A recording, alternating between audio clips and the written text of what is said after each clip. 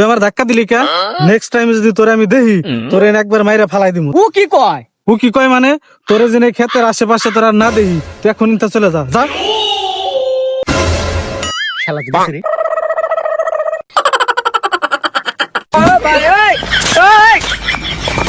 लेकिन ये साला कर क्या रहा है यहाँ पे?